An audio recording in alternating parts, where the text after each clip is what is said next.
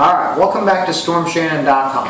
In this video, this is step 2 to fixing your low back pain.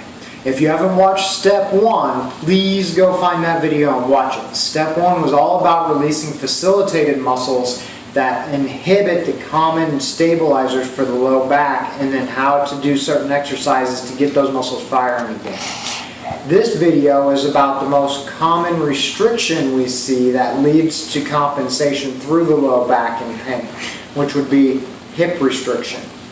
Primarily, we're talking about flexion and external rotation, which we tend to find is really limited. And the way we know if it's tight on you is by checking your squat. So what we do is we have you squat and we have you try to drop your butt all the way to your heels.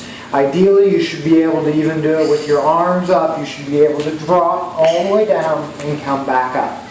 So, you should even be able to do it with your feet, a fist width apart. You should be able to drop. But to start, just do it with your feet right at shoulders or just outside shoulder height, arms up, drop down, come back up. If you cannot get all the way down, your hips are too tight.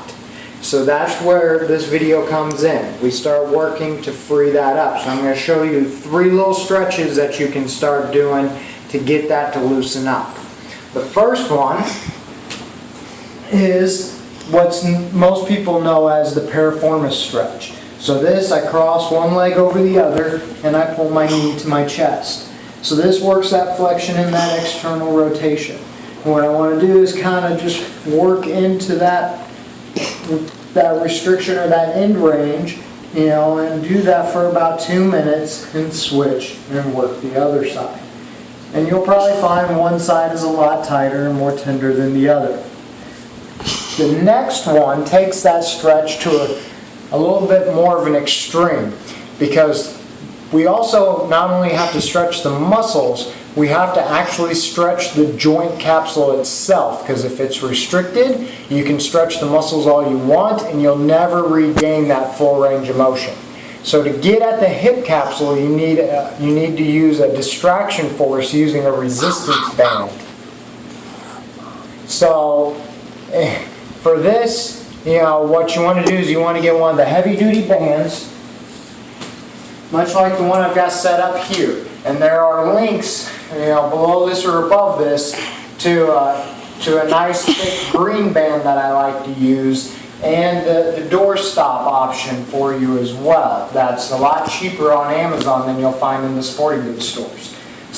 But what I'm going to do is I'm going to step through and bring this high up on my thigh, and then I'm going to bring my leg across, preferably on an elevated surface. It works a little bit better. And I'm going to drop down like I'm doing that piriformis stretch, and I'm going to lean forward. Once in this position, I can kind of search around for where it feels like it's the tightest, and I can work into that range, just kind of pulsing into that restriction for 2 minutes at a time, and then do the same on the other side. So that is step 2. So definitely try to add those in, start working on those, and build up those stretches and release those hips. So that is all for now. Thanks. You can stop it, Reagan.